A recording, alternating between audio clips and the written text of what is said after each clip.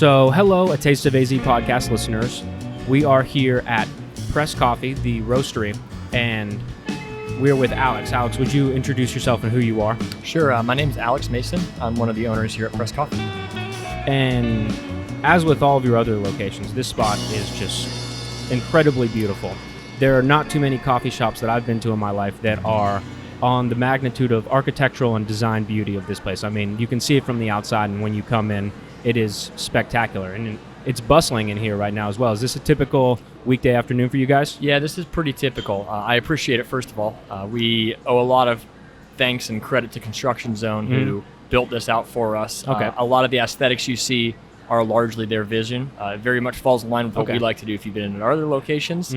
But they did a really, really great job making this look and feel like what Press is. So big credit to those guys at Construction Zone. As far as the daily basis, yeah, this is pretty typical. We have a really nice, cool, open concept here where you can see the roasters, you can feel like you're involved. It has a lot of the feel of a brewery where you see that beer brewing. Roasting's a little bit different because you roast coffee in anywhere from 9 to 14 minutes. So you're constantly seeing the coffee roasting, which is a little bit different from brewing where a lot of waiting. You brew it and it sits. Yeah. So it feels very vibrant, feels like there's a lot of production going on. And then we have a really great local clientele here who are coming in daily to get some great coffee. And so this is not your first location, or is this your first location? No, this is actually one of our more recent locations. Okay. So Press was founded in 2008 by Steve Krause and his wife Tram Mai. They started up in what's now called High Street. It was City North at the time. Yes. That was the very first Press. So that was now, pushing 14 years ago almost. Wow. 13 years ago. Yeah, so long run there. That store wound up closing with the complex never quite coming to fruition for what was coffee. But while that was open, Scottsdale Quarter opened up, which is now the longest standing store. Okay. Still a flagship. We recently moved it across the mall to a larger location. It has a bathroom in it, more seating, more opportunity there. So Scottsdale Quarter technically is our oldest standing store. So where in Scottsdale Quarter is the new spot? Because I've been to the one that was right by Dominic's. It's not there anymore. That's correct. Yeah, it moved from that corner. So if we think about that as the kind of southwest corner of the inner quad of the mall, this would be the northeast corner. So there was a Flywheel over there. There are Sorso's across the street, but it's right there. It's twice the square footage. It used to be a place called Make Meaning that was kind of a pottery painting craft shop that we were able to take over and kind of turn into our own. And how much bigger is the new Scottsdale Quarter spot? It's twice the seating, so a lot more opportunity for customers to stay. The biggest downfall in that old Scottsdale Quarter spot was the lack of a bathroom. So now we've got one in there. The kitchen's bigger, it can produce more food quicker. So overall, a major upgrade for us, both being able to produce at a higher volume and also seat more folks. Well, especially for a coffee shop, something that makes you maybe visit the bathroom a few more times than other things that you would consume. That's right. So how many locations do you have in totality? So right now we've got 9 open, with 3 set to open in the next, call it 4 to 6 months. And so one of those that I believe is set to open, not open yet, is right by Kohl's and Payway over on 101 in Raintree? That's right, Raintree and Northside 101 right over there. It's funny because that signage looks like corporate offices. It's not, it's a coffee shop. Yeah. So if you've been to our Biltmore location or our Gilbert or our newest location, which is 2nd Street in Van Buren, we've made a real mark in being able to pair up with a office complex. So Biltmore's in the Fenimore Craig complex, Gilbert's out in an office complex out off Germain and Gilbert, and then East Van Buren's in the Arizona Republic building. This is a similar concept where the retail floor of an office complex that is open to the public. We love it. It makes us very vibrant and brings us part of a different kind of community. Sure. We have a couple stores in apartment complexes like our Nexus store at Apache and Dorsey or a Skywater store on Rio and Priest.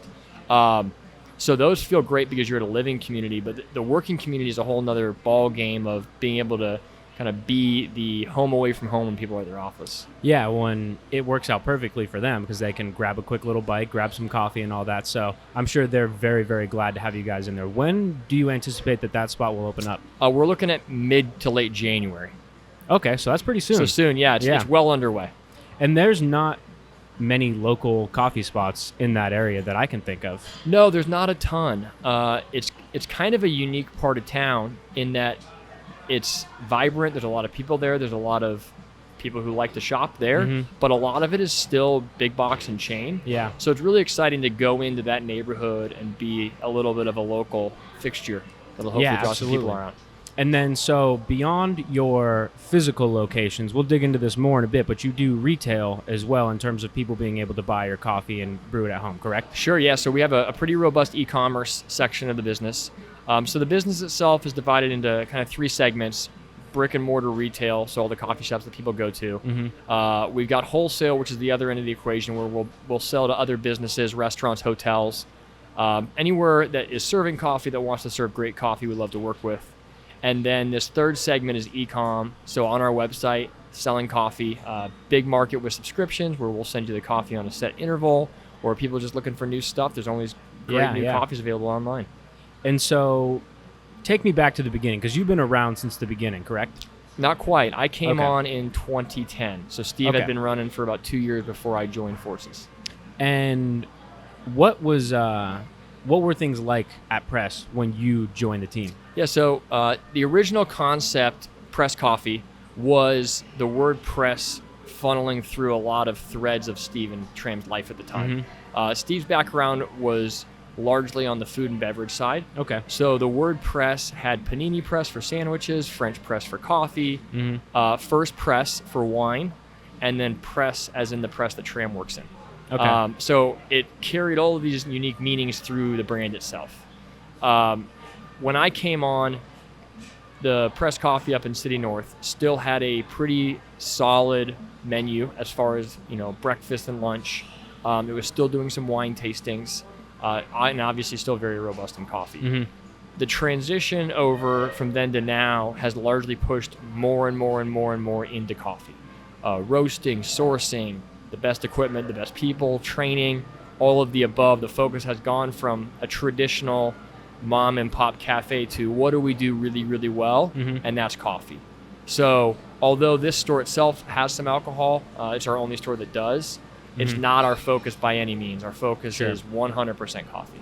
And you guys have local beer here as well, right? We sure do, yeah. So every beer that we have is local. Okay. We are a local brand. The ownership group is just 3 of us. Jason and I are both native. Steve's been here for, 20-some years at this point, so might as well be a native as far as Arizona goes. And we love to be part of that community. Local business keeps everything going, everything unique, everything really fun around here. And so you mentioned before Press, Steve was in food and beverage, correct? Yeah. What was he doing? His background on food and bev side was largely in Chicago with a company called Let Us Entertain You. Okay. But really cut his teeth in that industry in Chicago. Okay. And so was he running restaurants, or was it different than that? It was a little restaurant. It was a little bar, a little restaurant. Let Us Entertain You has a pretty good portfolio and a good brand, and a lot of system knowledge grew from working in that industry. Sure. And so do you know what brought him out to Arizona? His wife, incidentally. So he met Tram when he was out there. She got a gig out here, and he moved out here. At the time when he moved out here, he was in telecom, but those two always had a passion and desire to open a coffee shop. Okay. And you said that she works in the press as well? Yeah, so she's a anchor at 12 News. Oh, okay. I did not know that. Yeah. And so you mentioned that they were looking to open up a local coffee spot. What was it like for them getting the place open? Did they just kind of have the vision and execute it, and it was that easy? I figure probably not, right? Yeah, no.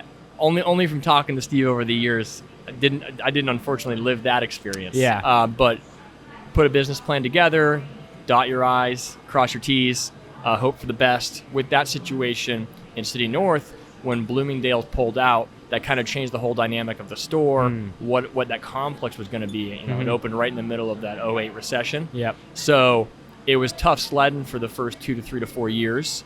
And then, Scottsdale Quarter, as it grew and took off, really put legs under the whole beast. And then I can't remember if it was 13, 14, or 15, that Jason Kyle came on. He's the third partner. Okay. His background is heavy business development, marketing. He really had a lot of the pieces that Steve or I didn't have of, lease signing, growing. How do you do that? How do you correctly spend money? At the time, Steve and I put the thing together to be a successful coffee shop. But what do you do after you have one successful coffee shop? How do you turn that into a bigger project? The easiest thing to do is spending money, right? The hardest thing to do is spend it properly. That's right. It's really easy to spend, but hard to do right. And so, what year did Scottsdale Quarter open up? Scottsdale Quarter opened in 10. Okay, so that's right around when you came on, correct? 10 or 11. Yeah, right around when I came on. When I came on, I believe the store opened maybe 3 or 4 months after I started. And where were they roasting at that point? So we were roasting at a small spot on 32nd Street and Cactus or Thunderbird. It was a shared space with a catering company. I mean, we're talking about like an 8-foot table is all we had. That's pretty close to here, right? Very close to here. Yeah, okay. It's funny. All of our roasteries over the time as we've grown have all been adjacent between 32nd and 40th Street throughout the valley, just by happenstance. Huh. But yeah, this was the first one. It was a small roaster and a shared space with a good catering company. And yeah, just a 8 or 12-foot table and a sample roaster and a roaster. Well, there's many wonderful Arizona food and beverage businesses that I can think of right now that kind of operate in that fashion, but that are able to utilize the resources available to them to make a name for themselves and grow and grow and grow. And so when you look back at then to now, was there a point that things really started to pick up and hit that next scale? Yeah, no, that's a good question. We've thought a lot about that. Somewhere around 16, 17, 18, Press felt like it started to become a local fixture. One of the lines that we use is Arizona's own. We felt like we became something that people who live here can point to and say that they're proud of that business to be in their backyard. Growing up here for me, one of those kind of places was, Oregano's kind of business. Okay, that's, so people come from out of town, we've got a great local restaurant. There's a lot more now, obviously, in Arizona as that whole industry has grown. But once it felt like we turned that corner, that we were a point of pride for people to say, that's the local coffee roastery in Arizona. It opened a lot of doors for us where we had great opportunities for landlords that wanted us to be a part of their project. Oh, wow. That's not the type of shift you would typically expect where landlords are like, hey, come and join in. Yeah, interested in bringing us aboard. So that pivot of the brand really becoming recognized as a fixture in Arizona was a huge turning point. And when we reflect on it, there was a lot of things that had to go into making that a thing. Yeah. First and foremost was the product, right? You've got to have the right product that people are proud of. If you can't point to a physical product that someone's proud of, it's not going to become a fixture. So great coffee. We rely on a ton of really great people within the company. Our head roaster's name is JP. He sources most of the green coffee at this point. He does a really great job. Okay. So our product starts out phenomenal.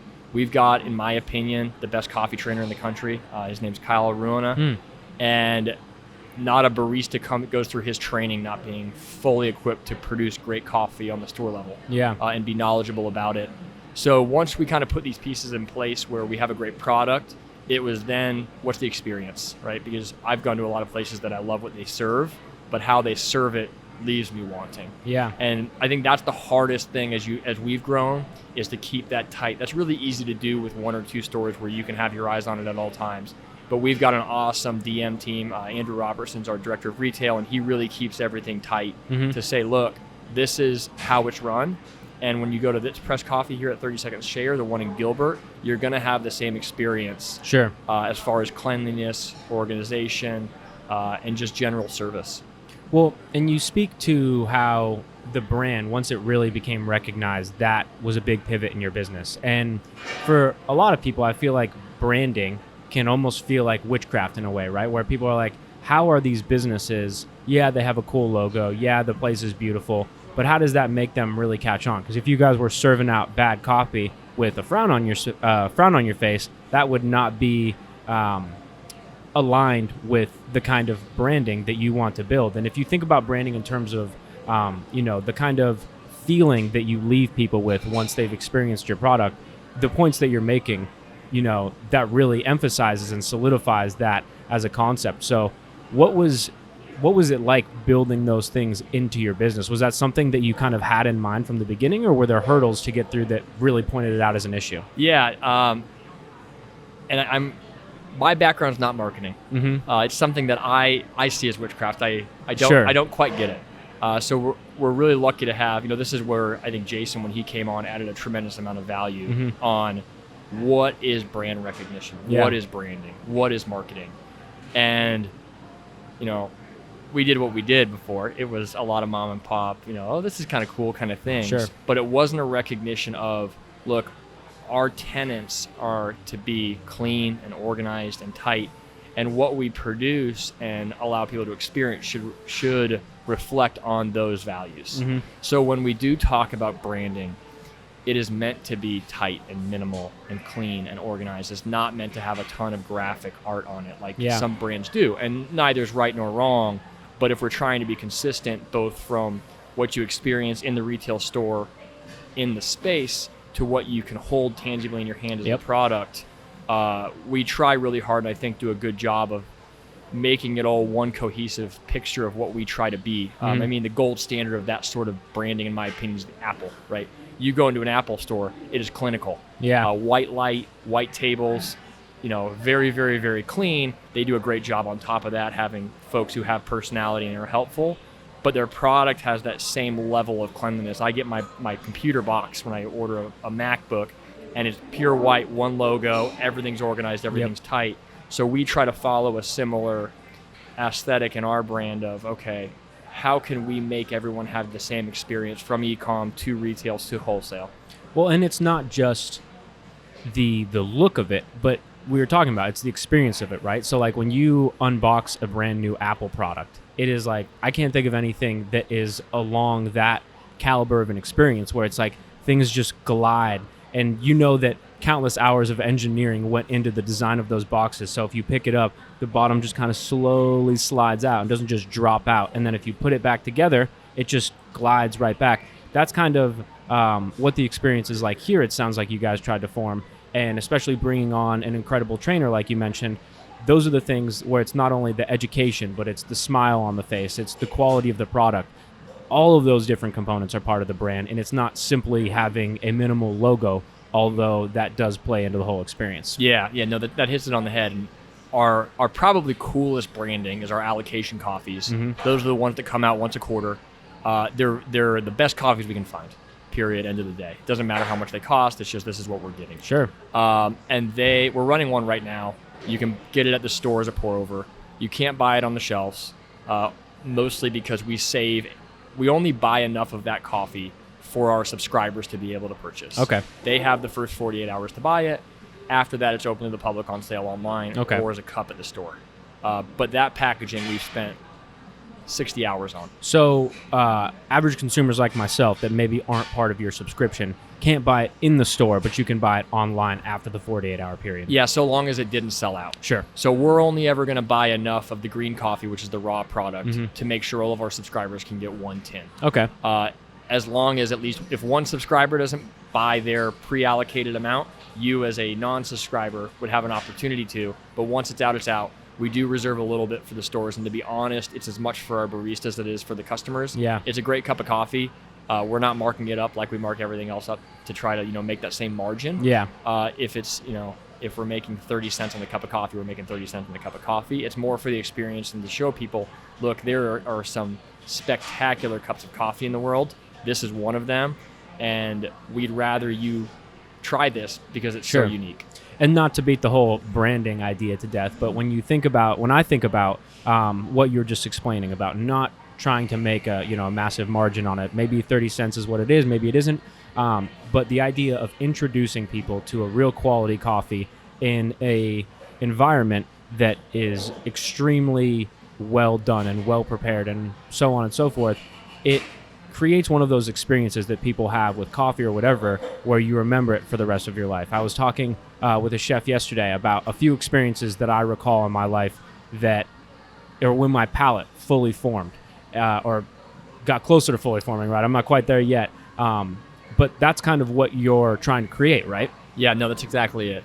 It's every time someone walks in here and leaves here, whether it's their daily routine or their first time ever and maybe last time ever because they live somewhere else and they're never going to come back, the memory we want to leave them with is always positive and unique. Yeah.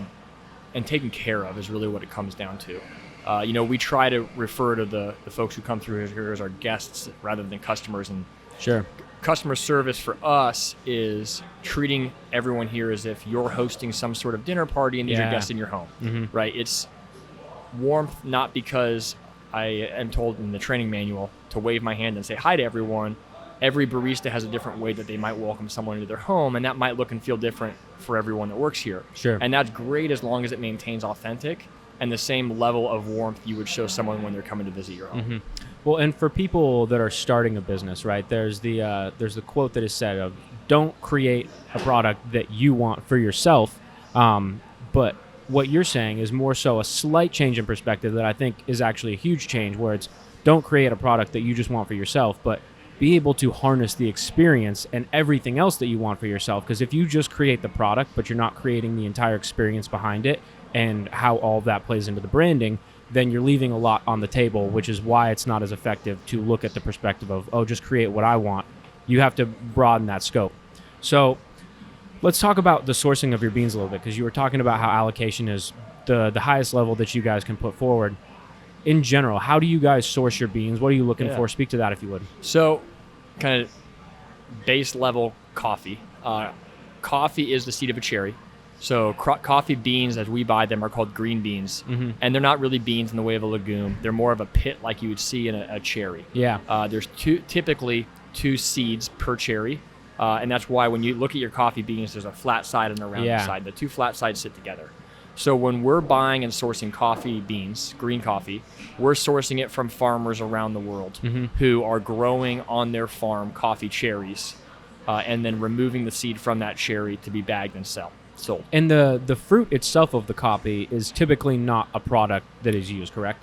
It hasn't been historically. However, in the last 10 years or so, you'll see a tea called Cascara tea. Yes. Starbucks will occasionally run like a Cascara Latte. Cascara is the dried fruit of that cherry. It's not a remarkably tasty fruit. It's good. When you have the Cascara tea, it's relatively light. It tastes like a very light honey tea. Oh, really? So it isn't very flavorful, but it is nice and nuanced, and it's a pleasant change of pace sometimes when you're used to something really intense.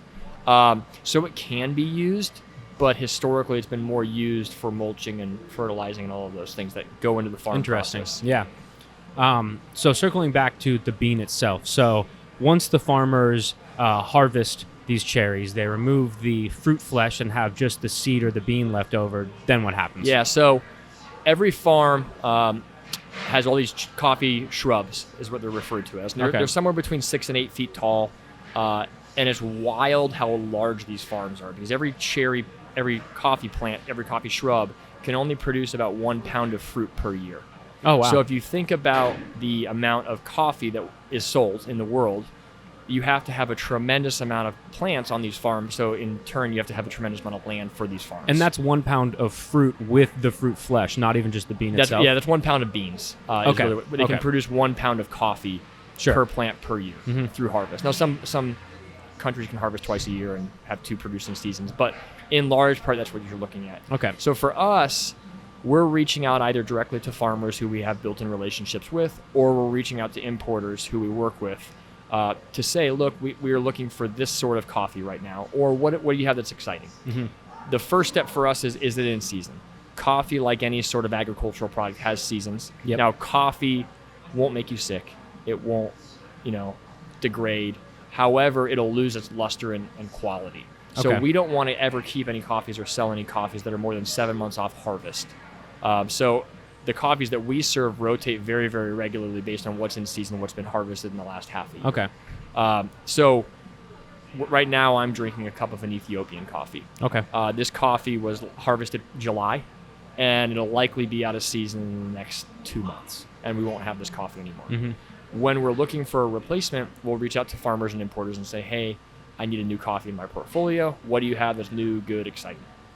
At that point, we'll be sent anywhere from, 5 to 15 samples of coffee that are going to be about 100 grams each, 150 grams, and we'll sample roast those. So we have a little tabletop sample roaster. It's called an Akawa. It's a great little roaster. It's an air roaster. and we'll roast up a small amount of that coffee of all the options that were sent to us, and we'll cup them. So that's a formal way to taste. You do it with a spoon. You might have seen pictures or TV shows. I've seen a YouTube video of it a few times, So we'll cup these coffees and we'll evaluate them. After we do the evaluation, we'll talk about what we like and don't like. And only at that point do we talk about where that coffee is from and the price point. And then, because our goal at the end of the day is not to buy coffee based on, oh man, I think that that's a really good deal, but to say, hey, what coffee's great? And then at that point we say, okay, so that coffee's great and it costs this, so how do we need to approach this coffee?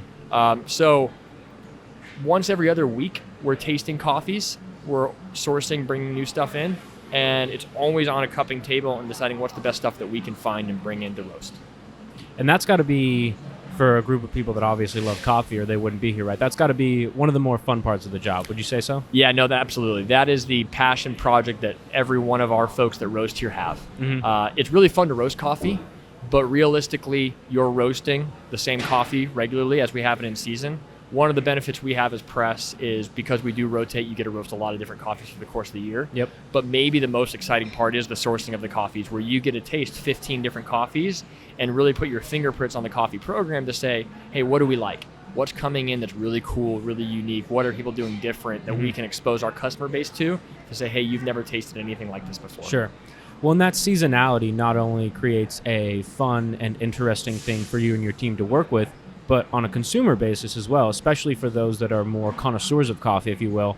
That's got to be pretty exciting, because I imagine that with the subscription, every whatever the cycle is that a person subscribes to, they're getting new coffees throughout the year. Is that correct? Yeah, so we have a couple subscriptions, one of which is called our Roaster's Choice, which is exactly what you're describing. Okay. A new coffee comes every time they order a shipment.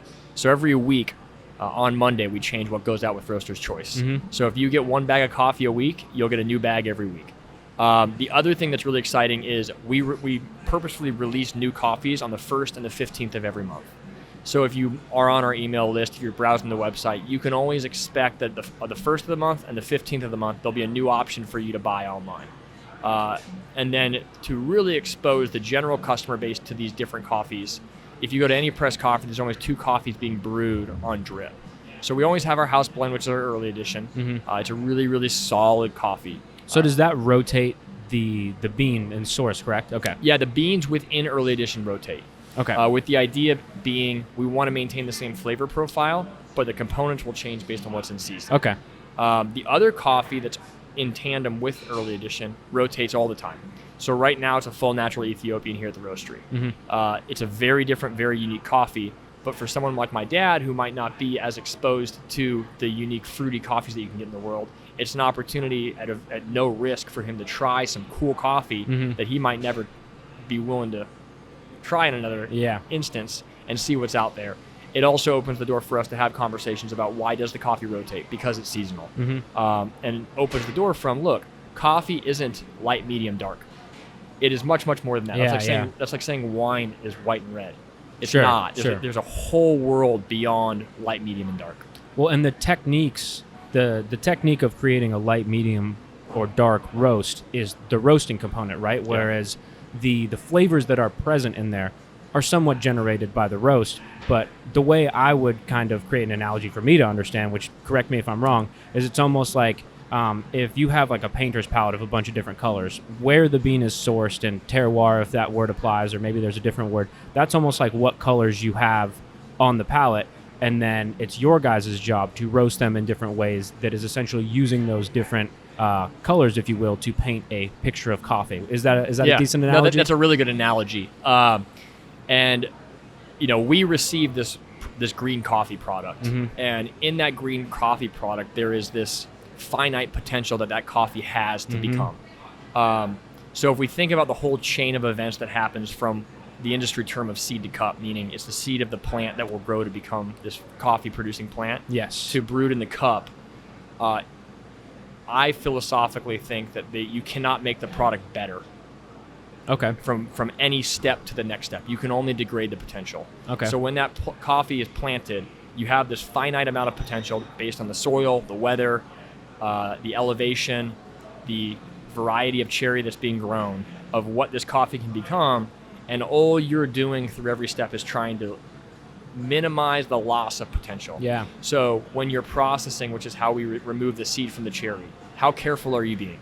When you harvested it and picked it, how ripe was it? Mm-hmm. Was it the right ripeness, or was it overripe, or was it underripe? Yeah. Because if it's 4 days underripe or 8 weeks overripe, you're losing potential quality that coffee can have.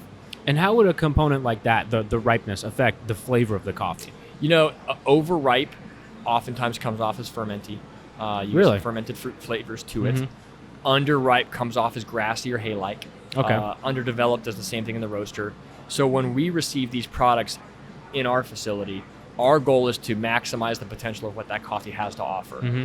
And that's ever changing. So today's Yeah. maximum for this green coffee is going to be different than a week from now, because the coffee is going to be sitting in this warehouse. It's going to lose some moisture. It's going to age a little bit.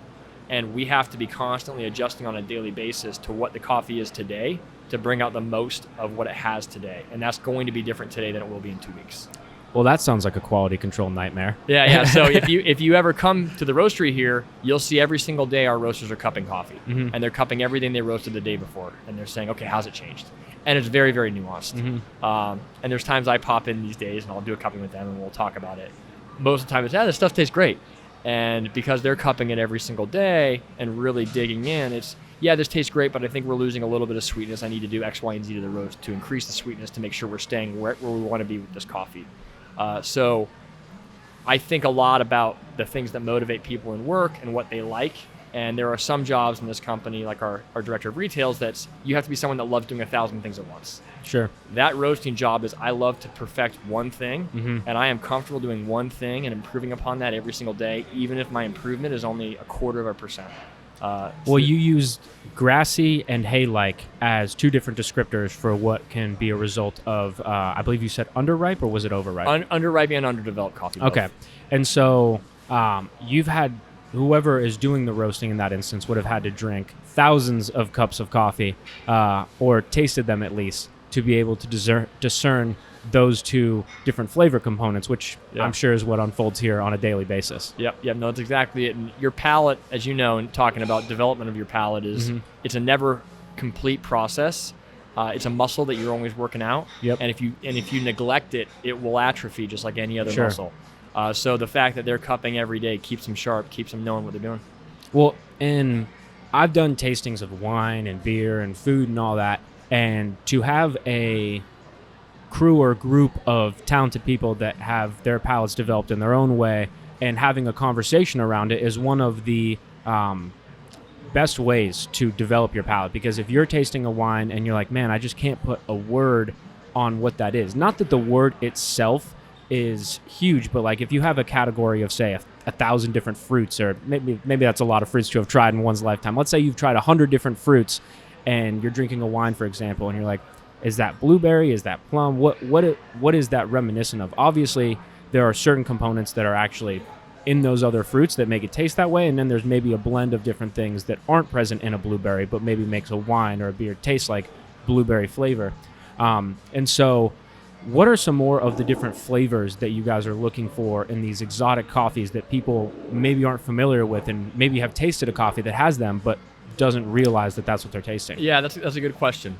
We talk a lot about that idea of your palate and your vocabulary you use, because there's that double-edged sword, right, of if I'm cupping with people and I'm new, I'm going to have ideas put into my head as to what this coffee tastes like, and I'm going to find those things because they're suggested to me. Yeah. And the power of suggestion is very, very real. Sure. And we talk about with a lot of our new baristas, tasting coffee is important. It's really important to what you're doing. But maybe as important or more is really focusing on everything else you're eating in the world.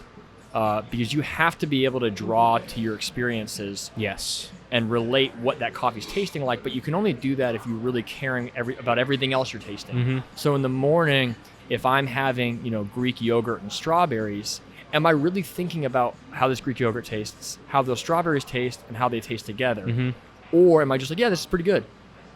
Because at some point, I'm going to taste coffee that might have a note of yogurt and strawberries. Yep. And unless I have actually thought about what I was eating and tasting, I won't be able to draw that on recall. Mm-hmm. So we think about that a lot. And to your point of what we look for in coffee, it's very, very, very all over the board. My favorite coffees tend to come from Kenya and are very savory, tomato-y coffees. Tomato-y, huh? Tomato-y, yeah. They're great. I love them. They're not for everyone. I think part of the reason I love them is because we don't bring them in very often because they're not for everyone. So it's a unique experience. But some of our more, you've always got your classic Latin Americans that are going to be chocolatey, nutty, lower acidity, bigger bodied coffees. And we need those and look for those because they're great and they're balanced and they're easy drinkers. We have our Ethiopian coffees, which tend to be fruitier. If they're fully washed, meaning that coffee cherry is brought off with water, they tend to be more citrus, lemon, black tea, those sort of notes. They're vibrant, they're bright, they're very light-bodied. Versus a full natural where that cherry is dried around that seed. It's going to be big blueberry notes, red berries, all sorts of more robust fruit. Yeah. Those are really eye-opening coffees for people. I think about those coffees, and Steve's brought this up, that those full natural Ethiopian coffees are like when someone first has a berry bomb of a Cabernet. It's like, it's really, really easy to pick these notes out because they punch you right in the face. There's no nuance to this. And is maybe something you've not tried in coffee before. Totally. And it's fun for people because they've never tried it, and it's easy. It's harder when you start to get into these more nuanced coffees that I think aren't as intense or interesting necessarily to people who are relatively new to the industry because they're hard. But if you've been around for a long time, you start to find, this balance is really interesting and unique. The clean cup of this coffee is fascinating versus, whoa, that's a lot of blueberry. Yeah. Which is also still a great experience on its own. Well, so, I was talking about specific instances where I felt my palate truly took a leap forward. And I was having a can of cold brew from Modern Times Brewery. They make their coffee. And it may or may not be a great example of it, but I remember tasting that, and there was that blueberry flavor. And they had it listed, so like you were saying, power of suggestion. But I don't think anyone would argue that blueberry flavor was in there. Yep. And I had never had that kind of flavor in a coffee before. And it's counterintuitive in a sense, at least for me, because it's something that you roast. Fruit doesn't roast. Fruit almost becomes syrupy as you cook it. But coffee has those flavors imparted on it, and it's your guys' job to roast it in a way that highlights those, at least to the degree that your artists of roasters determine that they want to do. So when you guys are building out a menu, how many different coffees are you going for with these eccentric flavors? What kind of, when you're building out a menu and sourcing these things, what diversity of flavor and coffee are you looking for? Yeah, so we're kind of look at the menu as three categories, right? So we've got our house blends that we also do for wholesale. So there's this finite amount of, call it 6 or 7 coffees that we have to have on the menu that we already have built blends around. Sure. It's always an Ethiopian wash coffee. It's always a couple Latin American coffees. It's always a Sumatran coffee that's going to be a little bit smokier. So those kind of are the foundation of the menu. So if we're talking flavor notes, we've got something from the Pacific Rim region, Southeast Asia, that is a little bit smoky, a little bit bigger bodied. It's going to have sweet tobacco notes. It's going to taste kind of like a dark roasted coffee without being dark roasted. Yeah. Then you're going to have a slew of coffees traditionally from Latin America that are going to be more typical, big bodied, low acidity, chocolatey, hazelnut, peanut butter, very, very comfortable coffee notes. And those are great foundational coffees for blends. So we throw that as our base layer, we build upon it. Then the blend, you almost have like a flavor profile defined, and then you have to, like you were saying, since you're staying in season, you're kind of doing like a chemistry equation almost, if you will, of modifying what's going in it and tasting and roasting maybe a little bit differently, and that's how you form the flavor consistency with blends that are very determinate by the agriculture that they're being sourced from. Yeah. So we have this idea of what our end goal is to accomplish as far as a blend and the complexity that it's going to hold, and how do we sub components in to achieve that final result. Yeah. And if you drink Twitch every single day, which is our house espresso, you'll notice every 4 months the components change. If you're drinking it once a week, you're not going to notice. It's very, very close. But if you're an everyday, I'm really trying it as a double espresso, you'll taste it. It'll get a little brighter. Some cycles will be more dark cherry. Some will be more plum. But you'll dig into it. So after we've got our Latin Americans and our Southeast Asian coffee, We layer on some African coffees, and those can be bright and citrusy, and then we always want to have one full natural because that's important for our menu. So outside of those coffees, let's call that a standard 8 to 9 coffee portfolio. We'll throw in on the top anything that's awesome. So, is it a extended fermentation coffee? Is it a coffee from Java? Is it a unique origin? Or is it just another super solid coffee that we really like that's in season that we'll throw on as a single origin? And so you say extended fermentation. So when the coffee is being processed and the skin is removed, is it fermenting with the skin on, or is the skin removed and then it ferments? It depends. So some places do it skin on. That's referred to as a full natural. That's going to take 6 to 8 weeks. It's a long period of time. Which is it just sitting there, correct? It's not just sitting there. For the first 24 to 48 hours, it's constantly being rotated, so you don't have an over-fermentation of the seed from the juice falling. After that, it's periodic rotation. Is a traditional way on either raised drying beds or patios. There's a lot of new technology that's out there now that makes it more interesting. But an equally common way to do it is to remove the skin. You can imagine the pulp will dry much, much, much quicker without a skin to protect it.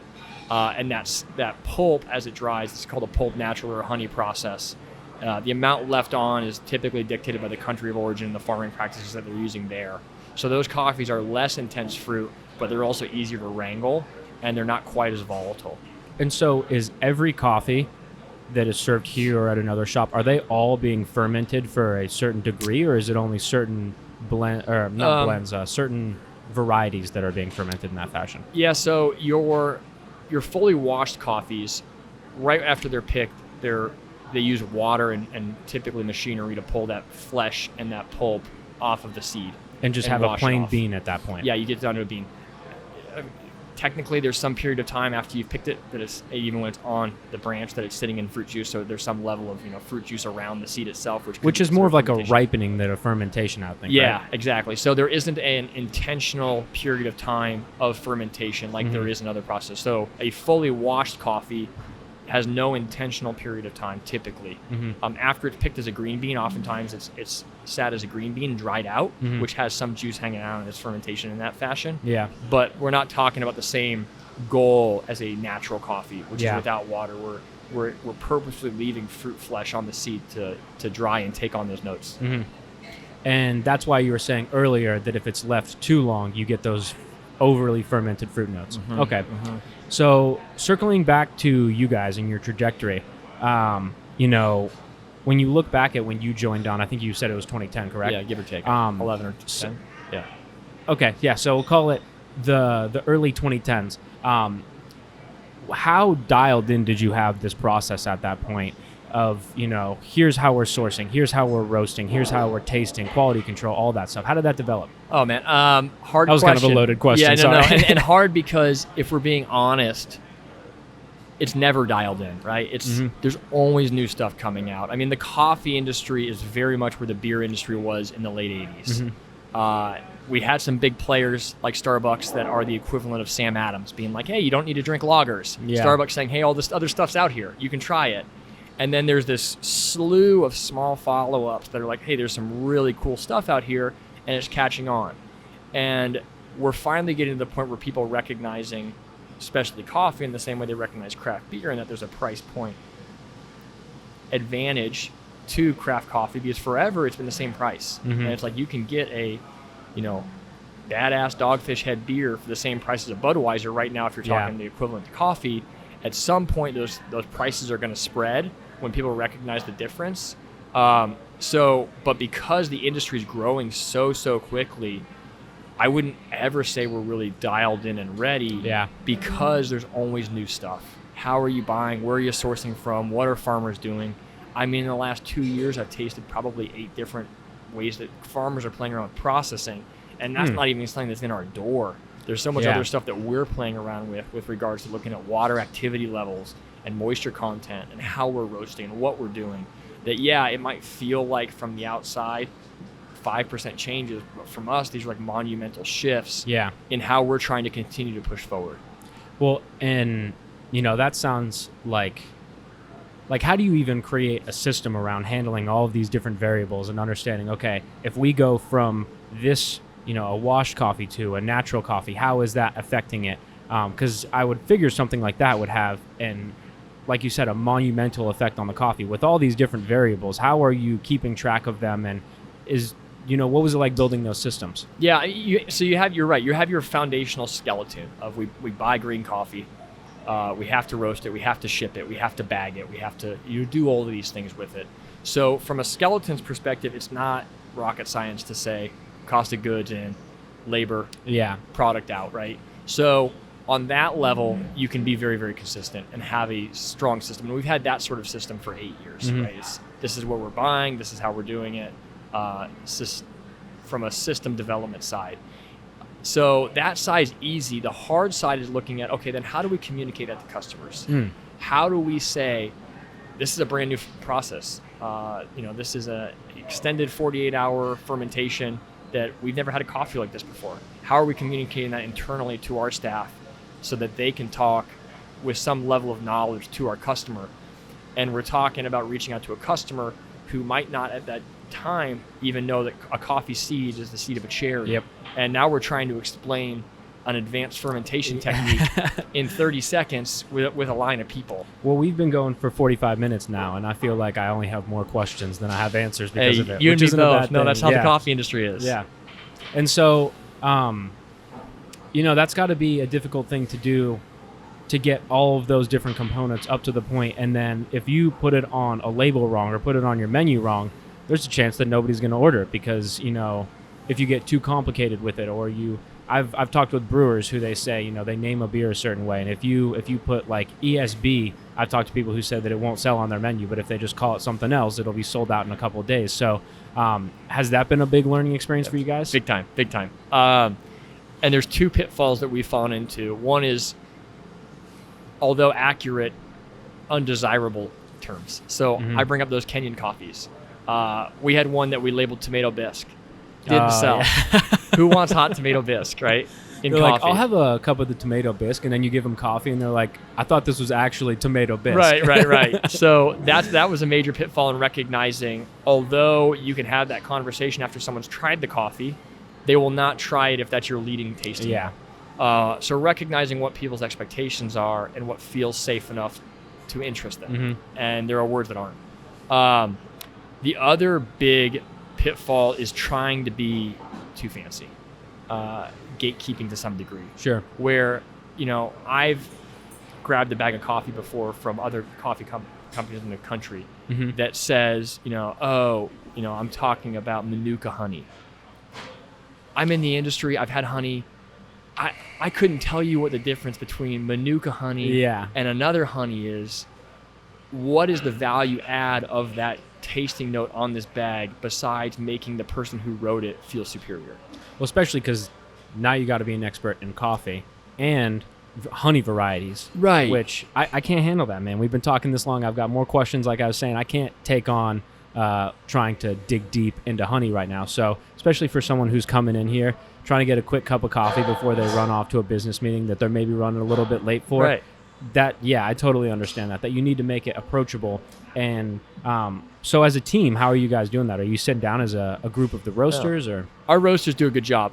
We trust them completely. They get the goal here, which is you have to be descriptive. I have to know what I'm going to be getting out of this bag of coffee because they are very, very different from each other. So how do I let you know what you're going to be getting without making you pull out your phone and Google something or turn you off? Yeah. And they do a really good job of both being accurate and accessible. Okay. Which is really the fine line we look at. And every once in a while we have to, we have a conversation like, listen, I'd really like to use this tasting note. What do you think? And sometimes it's like, yeah, no, it makes all the sense in the world. Run with it. And sometimes it's like, ugh. Sometimes it's tomato bisque. Yeah, right. And it's let's think about what else we might be able to use that is, 80% as accurate as descriptor and not off-putting. And so let's talk about your different locations a little bit. So you said you have 9 locations with 3 set to open. Is that correct? That's right.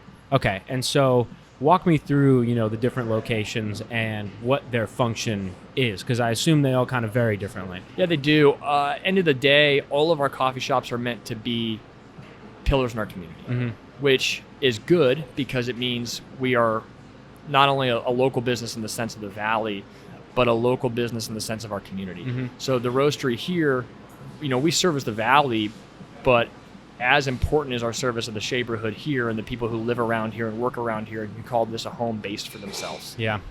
So in that way, every store has some of the stuff that is a thread that's in every single store. Equipment, we like our black and white palette, our logo, clean. Our flow is, mimicked at every single store so baristas can work place to place and be comfortable. But outside of that, we also don't want to forget that every community is a little bit different. So our Biltmore store is going to feel a little bit different than here, where that's servicing an office community, which is going to feel a little bit different than, our Nexus store, which is at Apache and Dorsey and services a college crowd. Okay. So, the aesthetics, comfort, color scheme, to some degree, based on if it's in an apartment complex or an office building, is going to have some different levels of highlight, but foundationally, you should be able to walk into a Press Coffee and say, oh, I'm in a Press Coffee, but not in the same way I can walk into a Starbucks and say, oh, I'm in a Starbucks. Yes. I'm going to say, oh, I'm in this Press Coffee. Yeah. So that's always our end game goal, is to make you feel like I know where I'm at, but I recognize this is a little bit of a different iteration of that. So we've talked a lot about the retail side. I'd like to hear a little bit more about your wholesale operations. Yeah, so the retail is the face of the company. The wholesale is going to be our backbone. All the coffee that services our stores run through our wholesale division. Okay. We sell to all of our stores, and then we sell to a slew of other wholesale accounts. And this is the only location you roast at, correct? That's correct. Okay. So Over Easy is a restaurant chain that we work with. So we provide them coffee. We work with a number of hotels. And really what we're trying to be is anyone locally here that's looking for great coffee and a really, really high level of support, that's who we want to work with. Okay. So, there's accounts that say, hey, look, I just want to use your name and I'm going to do X, Y, and Z. And they might not be a good fit for us. And we'll be frank with them and say, we're not a good fit for you.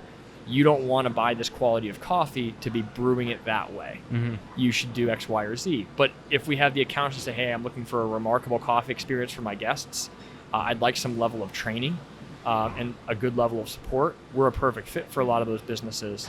So it allows us to extend the Press brand through other people. Absolutely. And have those wholesale accounts be excited to work with us because we try to provide a level of support that gets them going. Well, that's an interesting point you make, because if you got your coffee in somewhere and on the menu it lists Press Coffee and they don't brew it right and they don't explain it right to a customer, and they have what they interpret as the worst coffee of their life, which may be a product that you sent off prepared to be served properly, that dilutes the quality of your brand and probably turns them off for the rest of your life. So how is it like working with these businesses and educating them? And is there any places in particular that are longtime supporters maybe that you really, really love working with, that are a great opportunity outside of Press for people to experience your coffee? Yeah, no, that's a good question. It's something that we had to be very, very considerate of, especially early wholesale plan. At this point, 9 stores, we're a lot more insulated. It's a lot safer for us to have coffee elsewhere. People know what we are, who we are. At 1 or 2 stores, there's a tremendous amount of risk with any wholesale that we're selling to. Because at what point did the wholesale begin? Out the gate, yeah. So once we started roasting, we started wholesaling. So, those first couple accounts you're really worried about, because chances are it's the first time someone's had Press. Yeah. But as we've grown, you're a little bit more insulated. We've also got better systems on how to support. But it is exciting when you work with those brands that love coffee as much as you do. Yep.